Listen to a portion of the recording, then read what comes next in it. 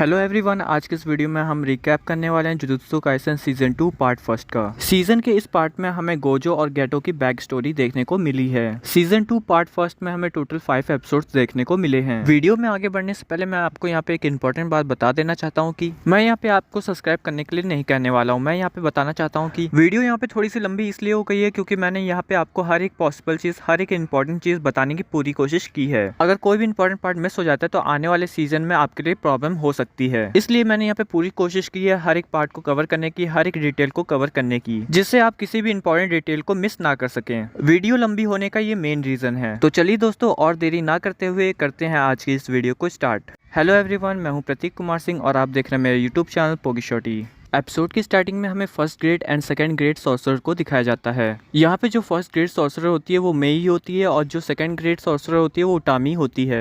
ये दोनों एक जगह पे आए होते हैं कुछ कर्स्ड स्पिरिट को खत्म करने के लिए, लेकिन वो दोनों जब वहाँ पे पहुँचते हैं तो उन्हें पता चलता है कि वो दोनों कर्स्ड स्पिरिट के ट्रैप में फंस चुके हैं। वो दोनों किसी तरह उस ट्रैप से बाहर निकल जाते हैं, लेकिन ट्रैप से बाहर निकलने के बाद जिस बिल्डिंग पे उन लोग खड़े रहते हैं वो बिल्डिंग पूरी तरह से डिस्ट्रॉय हो जाती है। फिर हमें ये देखने को मिलता है कि उटामी कुछ पत्थरों के नीचे दब चुकी है। फिर वहाँ पे एंट्री होती है फर्स्ट टाइम गोजो की। गोजो यहाँ पे उटामी की मदद करने के लिए कहता है, लेकिन वो असल में उसकी मदद नहीं कर रहा होता है, वो बल्कि उसका मजाक बना रहा होता है। उटामी जैसे उन पत्थरों से बाहर निकलती है उसके पीछे तुरंत एक कर्स्ड स्पिरिट आ जाता है और हमें ये देखने को मिलता है कि एक कर्स्ड स्पिरिट दूसरे कर्स्ड स्पिरिट को स्वेल कर रहा है। और यहाँ पे हमें फर्स्ट टाइम देखने को मिलता है गेटो। जब हमें ये देखने को मिला था कि पहले वाले कर्स्ड स्पिरिट को दूसरा वाला कर्स्ड स्पिरिट स्वेल कर रहा था, तो हमें यहाँ पता चलता है कि दूसरे वाले को कोई और नहीं बल्कि गेटो ही कंट्रोल कर रहा था। गेटो यहाँ पे कर्स्ड स्पिरिट को आसानी से मैनिपुलेट कर सकता है। गेटो की यही एबिलिटी है। फिर हमें ये देखने को मिलता है ये सब खत्म हो जाने के बाद दोनों गेटो और गोजो अपने हाई स्कूल में पहुंच जाते हैं। फिर हमें ये बात पता चलती है कि इस समय के 2 most powerful sorcerer jujutsu high के गेटो और गोजो हैं। यहाँ पे हमें एक लड़की को और दिखाया जाता है जिसका नाम सोको होता है। ये भी हाई स्कूल सॉर्सरर होती है। सोको गोजो और गेटो के लेवल की सॉर्सरर नहीं होती है, फिर भी ये काफी पावरफुल होती है। फिर हमें ये देखने को मिलता है कि गोजो और गेटो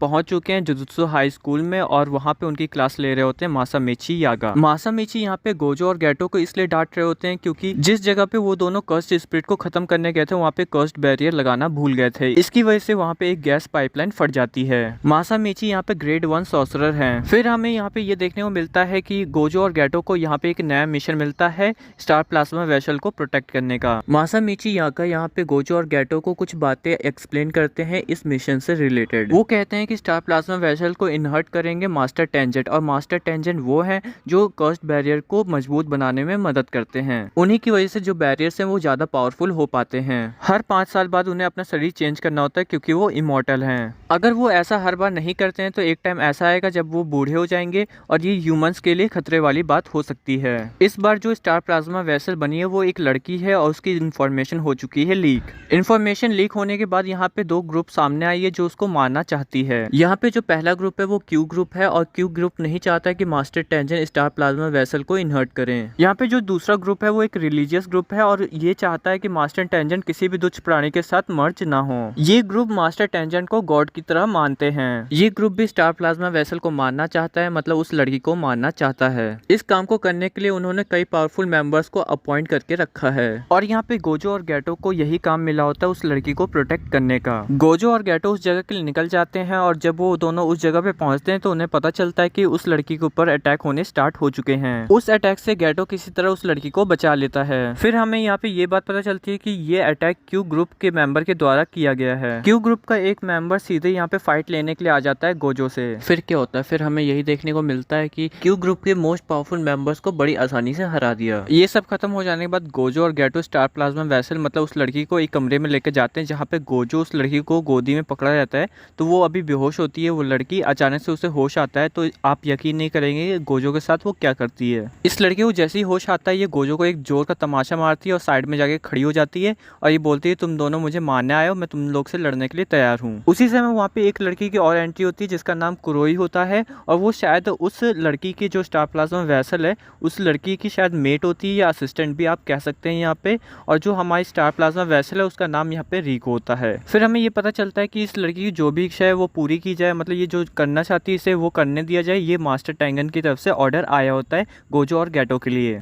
गोजो और गेटो को यहाँ पे मास्टर टेंगन की बात माननी पड़ती है और इस लड़की की जो भी इच्छा होती है वो भी मानना पड़ता है। यहाँ पे वो बस इतना चाहती है कि वो नॉर्मल डेज की तरह अपने स्कूल जा पाए और अपने दोस्तों से मिल पाए। अगले दिन हमें ये देखने को मिलता है कि गोजो और गेटो उसके हाई स्कूल गए हैं उसको लेकर। फिर हमें यहाँ पे एक बात और पता चलती है कि जो रिको की फैमिली है वो एक कार एक्सीडेंट में मारी जा चुकी है, तो इसकी कोई भी फैमिली नहीं, बस यहाँ क्रोई ही रिको के साथ है, मतलब वही उसकी पूरी फैमिली है। फिर हमें यहाँ देखने को मिलता है कि जो रिको होती है वो नॉर्मल डेज की तरह अपनी क्लासेस अटेंड कर रही होती है और जो गोजो और गेटो होते हैं वो बाहर ही उसका वेट कर रहे होते हैं, मतलब उसको प्रोटेक्ट कर रहे होते हैं। उन लोग बाहर से ही इसलिए प्रोटेक्ट कर रहे थे क्योंकि यहाँ पे रिको ने मना किया था उनको अंदर आने से, क्योंकि अंदर आके वो कोई प्रॉब्लम क्रिएट कर सकते हैं इसीलिए। फिर यहाँ हमें एक बात और पता चलती है कि जो गेटो यहाँ पे उसने 2 कर्स स्पिरिट लगा रखे हैं रिको के पीछे कि अगर रिको के साथ कुछ भी होता है तो वो तुरंत उसको सेंस करके वहाँ पे पहुँच सकते हैं। गेटो यहाँ पे कर्स स्पिरिट की मदद से सिर्फ सेंस कर सकता है कि आसपास क्या चीजें चल रही हैं, लेकिन वो विजन नहीं कर सकता, मतलब वो कर्स स्पिरिट की मदद से देख नहीं सकता कि आसपास क्या हो रहा है। यहाँ पे गोजो और गेटो को लगता है कि रिको के पास ही रहना ठीक रहेगा। तो फिर हमें यहाँ पे ये देखने को मिलता है कि जो गोजो और गेटो वो 2 पार्ट में डिवाइड हो जाते हैं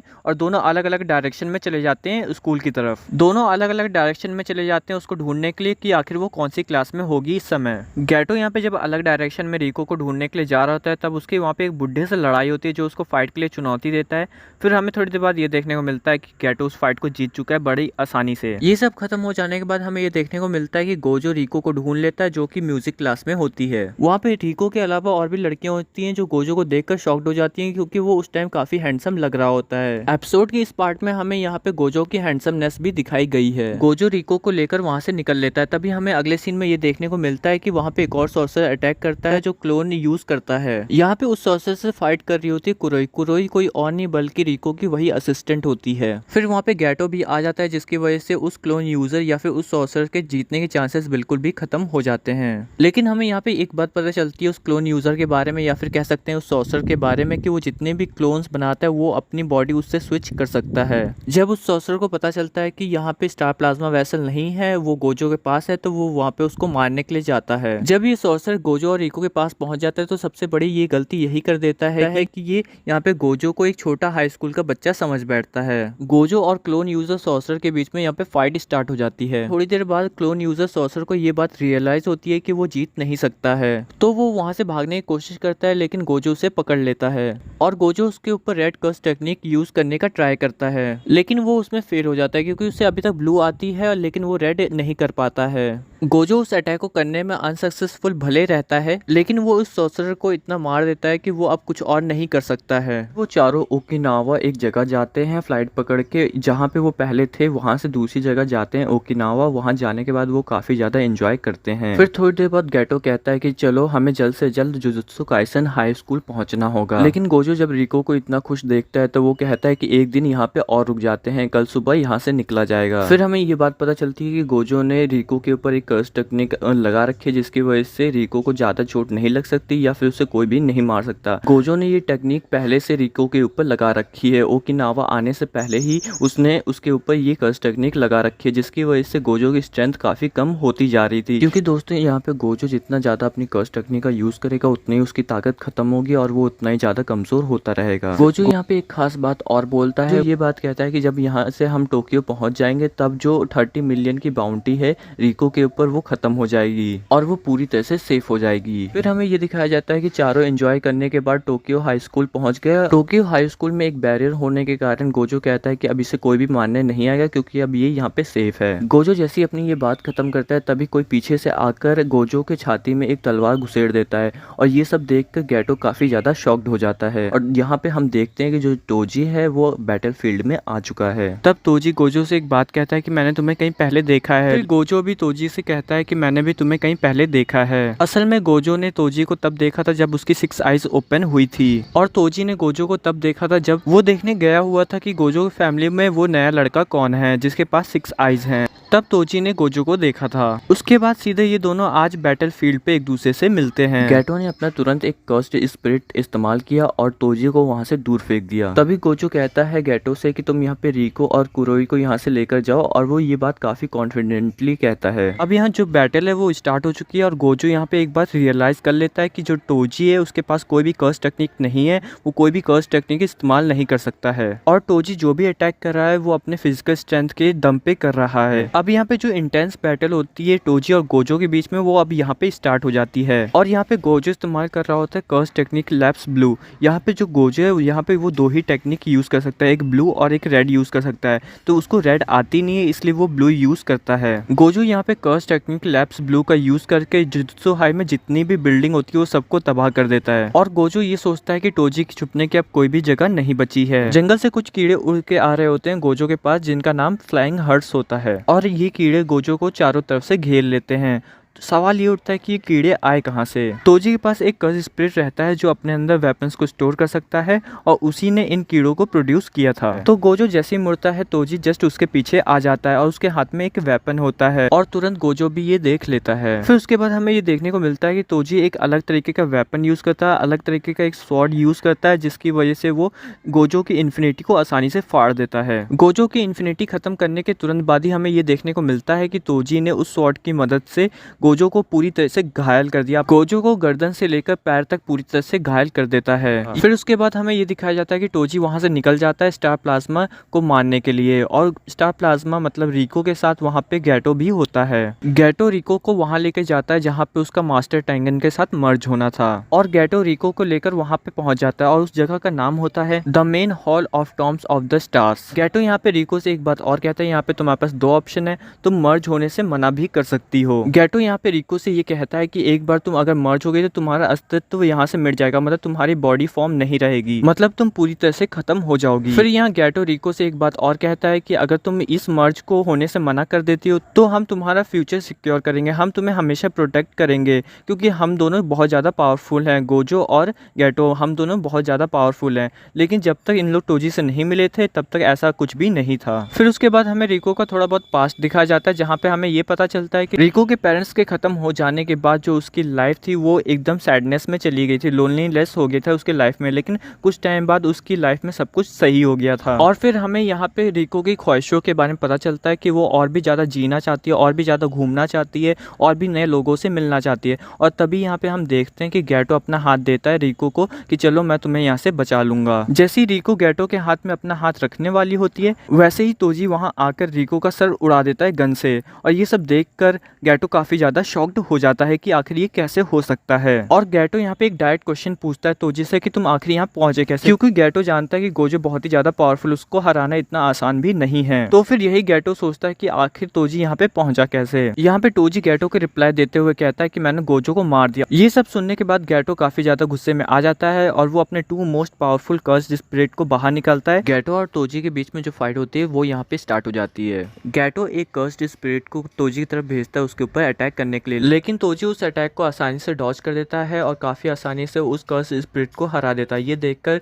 गैटो शॉक्ड हो जाता है। यहाँ पे हमें एक इंपॉर्टेंट बात और जानने को मिलती है कि तोजी कैसे अपने कर्स्ड वेपन को स्टोर करता है, क्योंकि तोजी किसी भी सॉर्सर को मारने के लिए किसी भी तरह का अगर कर्स टूल यूज करता है तो कर्स टूल की एनर्जी की वजह से सॉर्सर को ये बात पहले ही पता चल जाती है और वो यहाँ पे पकड़ा जा सकता है। तोजी यहाँ पे एक इंपॉर्टेंट बात और बताता है कि वो अपने कर्स टूल्स को एक कर्स स्पिरिट के अंदर रखता है और उस कर्स स्पिरिट को एक छोटा सा बॉल बना के उसे निगल जाता है, लेकिन वो उससे पूरी तरह से निगलता नहीं है, वो कह सकते हैं कि उसके मुंह में रहता है, जिसकी वजह से ना ही कोई उस कर्स स्पिरिट को सेंस कर सकता है और ना ही उसमें रखे हुए कर्स टूल्स को। इसी तरह तोजी इन कर्स वेपन का कहीं पे भी यूज कर सकता है और इसका कोई भी अंदाजा नहीं लगा सकता है कि कर्स वेपन उसके पास है या नहीं। ये सुनकर गैटो हैरान हो जाता है। गैटो यहाँ पे अपना थोड़ा सा दिमाग लगाता है और वो सोचता है कि वो किसी भी कर्स स्पिरिट को मैनिपुलेट कर सकता है आसानी से। तो यहाँ गैटो एक बात सोचता है कि क्यों ना तोजी के कर्स स्पिरिट को यहाँ पे आसानी से मैनिपुलेट कर लिया जाए। यहाँ पे गैटो तोजी के ऊपर एक बार फिर अटैक करता है और ये अटैक तुरंत करने के बाद वो तोजी के डायरेक्ट पीछे आ जाता है उस कर्स स्पिरिट को मैनिपुलेट करने के लिए। गैटो यहाँ पे तोजी के कर्स स्पिरिट को मैनिपुलेट करने लगता है, ये बात तुरंत सेंस कर लेता है तोजी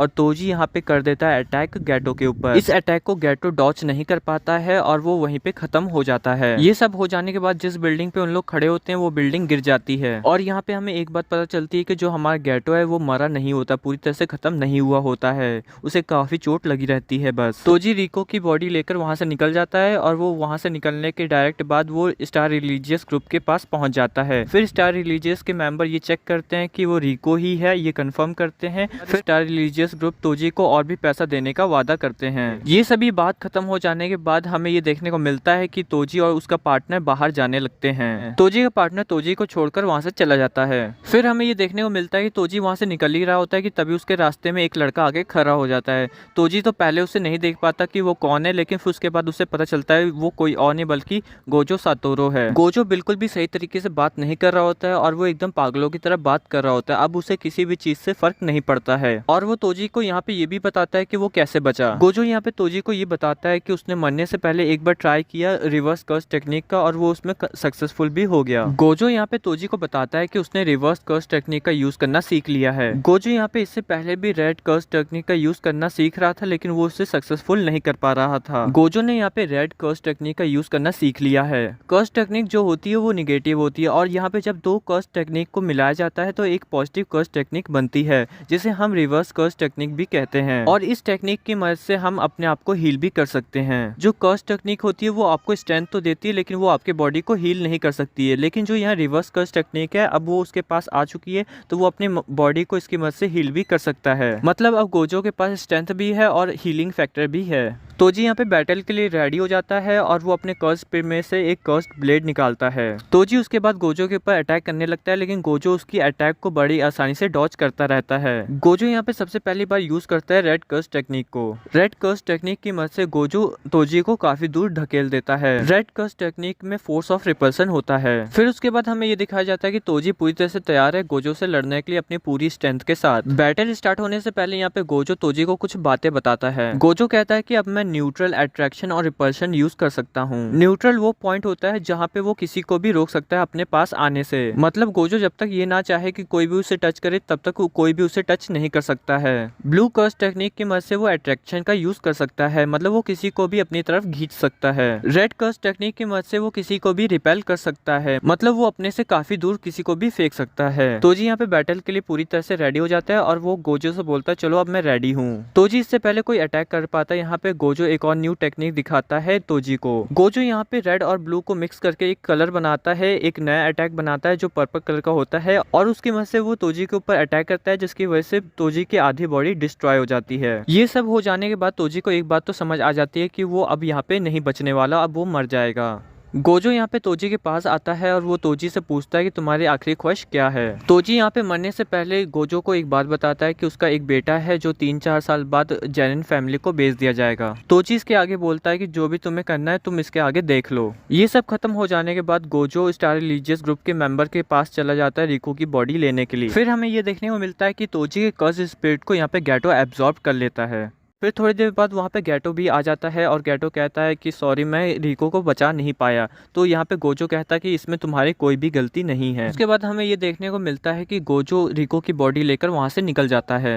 इसके बाद हमें 1 साल बाद का सीन दिखाया जाता है जहाँ पे गोजो काफी ज्यादा पावरफुल हो चुका है। अब यहाँ पे गोजो अपनी इन्फिनिटी को 24 आवर्स यूज कर सकता है। पहले ऐसा करने से वो काफी ज्यादा थक जाता था, लेकिन अब वो रिवर्स कर्स टेक्निक का भी यूज कर सकता है, इसलिए वो अब थकता नहीं है। गोजो यहाँ पे गैटो से काफी ज्यादा पावरफुल हो चुका है, इसकी वजह से इन लोग को मिशन पे अब अकेले जाना पड़ता है। समर टाइम में कर्स्ड स्पिरिट की तादाद ज्यादा बढ़ने की वजह से यहाँ पे सॉर्सरर को ज्यादा मिशन आने लगे और यहाँ पे गैटो को भी ज्यादा मिशन मिलने लगे। मिशन पे अकेले जाने की वजह से गैटो को यहाँ पे कर्स स्पिरिट को निगलना पड़ता था, या फिर हम यहाँ पे ये कह सकते हैं कि कर्स स्पिरिट को एब्जॉर्ब करना पड़ता था गैटो को। अब उसे ये सब चीजें बिल्कुल भी पसंद नहीं आ रही हैं। वो सॉर्सरर इसलिए बना था क्योंकि वो नॉर्मल पीपल्स को प्रोटेक्ट कर सके, लेकिन उसे हर बार एक ही बात याद आती है कि रिको की डेथ पे स्टार रिलीजियस के मेंबर तालियां बजाते हैं। गैटो को यहाँ पे एक बात समझ आने लगी थी कि इंसान कितने घिनौने होते हैं। फिर अगले सीन में हमें ये दिखाया जाता है कि गैटो के पास एक लड़की आती है। वो लड़की बताती है कि उसका नाम यूकी है और वो एक स्पेशल ग्रेट सॉर्सरर है। गैटो यहाँ पे यूकी को जानता है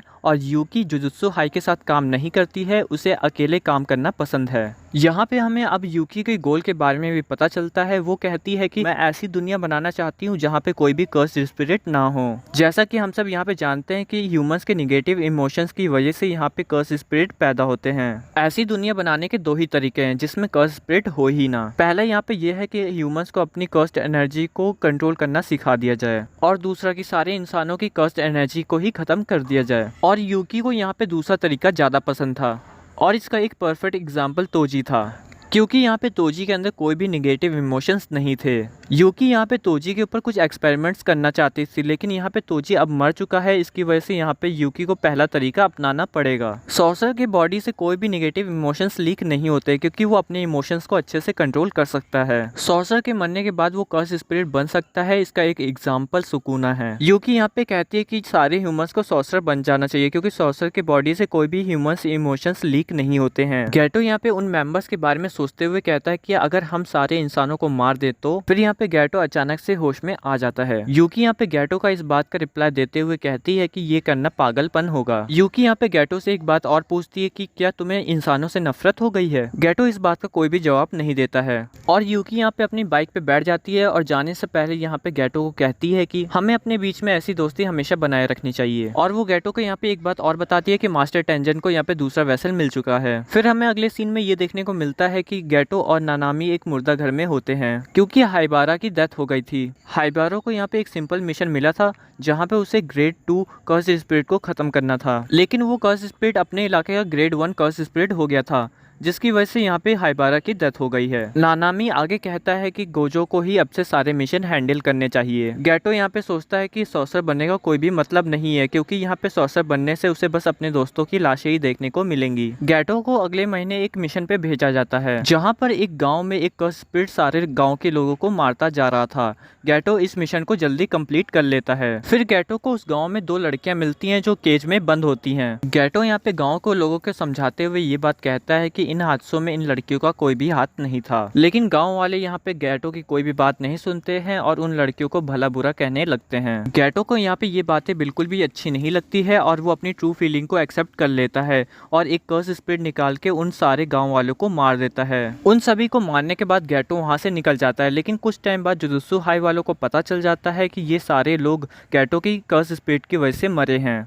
इस बात के लिए गैटो को यहाँ पे मौत की सजा सुनाई जाती है। गैटो के टीचर यागा को जब ये बात पता चलती है तो ये बात वो गोजो को बताते हैं। इस बात का दोनों को बिलीव नहीं होता कि गैटो ऐसा कुछ कर सकता है। इसके कुछ टाइम बाद ही यहाँ पे गैटो की मुलाकात शोको से हो जाती है। दोनों बहुत ही नॉर्मल तरीके से बात करते हैं। शोको यहाँ पे गैटो से पूछती है कि तुमने ये सब क्यों किया। इसके रिप्लाई में गैटो कहता है कि मैं एक ऐसी दुनिया बनाना चाहता हूँ जहाँ पे सिर्फ जुजुत्सु सॉर्सर्स रहें, लेकिन मैं जानता हूँ इस बात को कोई भी नहीं मानेगा। फिर शोको गोजो को कॉल करती है और बताती है गैटो यहाँ पे उसके साथ है। शोको यहाँ पे गोजो को कहती है कि वो गैटो को अरेस्ट नहीं करने वाली, क्योंकि उसे मरने का कोई भी शौक नहीं है। तभी गोजो वहाँ पे आ जाता है और वो गैटो से पूछता है कि क्या तुम सभी इंसानों को सही में मार दोगे, अपने पेरेंट्स को भी। गैटो यहाँ पे गोजो को सेम रिप्लाई देते हुए कहता है कि वो एक ऐसी दुनिया बनाना चाहता है जहाँ पे कोई भी कर्स ना हो और ना ही कोई आम इंसान हो।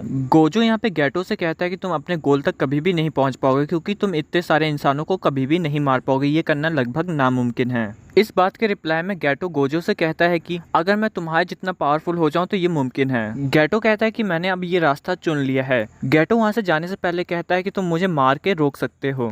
गोजो अपने बेस्ट फ्रेंड के ऊपर अटैक नहीं कर सकता। ये मौका पाते ही गैटो वहां से निकल जाता है। बाद में गोजो यागो को बताता है कि उसने गैटो को जाने दिया। वो गैटो को रोक नहीं पाया और ना ही उसे मार पाया। फिर हमें ये दिखाया जाता है कि गैटो उस ऑर्गेनाइजेशन के पास जाता है जिसकी वजह से रिको की डेथ हुई थी। ऑर्गेनाइजेशन बंद होने के बाद भी काफी फॉलोअर्स अभी भी उसे फॉलो करते हैं। इसकी वजह से वो उसका नया लीडर बनना चाहता है और उन गांव वाली 2 लड़कियों को भी यहाँ देखते हैं। गैटो इस ऑर्गेनाइजेशन का नाम बदलना चाहता है। इसके ऊपर बहुत सारे मेंबर्स उसके खिलाफ थे। इस बात पे गैटो उस ऑर्गेनाइजेशन के लीडर को बेरहमी से वहीं पे मार देता है, जिसकी वजह से सब गैटो की खौफ में आ जाते हैं और अब गैटो की कही हुई हर एक बात मानते हैं। अगले सीन में हमें ये देखने को मिलता है कि गोजो को तोजी का बेटा मेगुमी मिल गया है। हमें यहाँ पे एक बात और पता चलती है कि यहाँ पे मेगुमी की एक सौतेली बहन भी है। फिर जुजुत्सु काइसन की जो स्टोरी है वो प्रेजेंट में आ जाती है। गोजो अपनी पास्ट लाइफ को अपने सपने में देख रहा था। गोजो के 3 स्टूडेंट्स यूजी, मिगोमी, नोबारा यहाँ पे उसको नींद से जगाते हैं। गोजो ने ही इन तीनों को किसी सीक्रेट मिशन के लिए यहाँ पे बुलाया होता है। गोजो इन तीनों को एक साथ देखकर खुश हो जाता है और सीजन का ये पार्ट यहीं पे एंड हो जाता है। आशा करते हैं दोस्तों आपको आज की ये वीडियो पसंद आई होगी। वीडियो पसंद आई हो तो वीडियो को प्लीज लाइक कर दीजिएगा, जिससे हमारा मोटिवेशन बढ़ता है। ऐसी ही एक्सप्लेनेशन वाली वीडियोस पाते रहने के लिए हमारे यूट्यूब चैनल पोकी शॉटी को जरूर सब्सक्राइब कर लें और बेल आइकन को प्रेस करना ना भूलें। तो दोस्तों आज के वीडियो में बस इतना ही। Thank you for watching this video.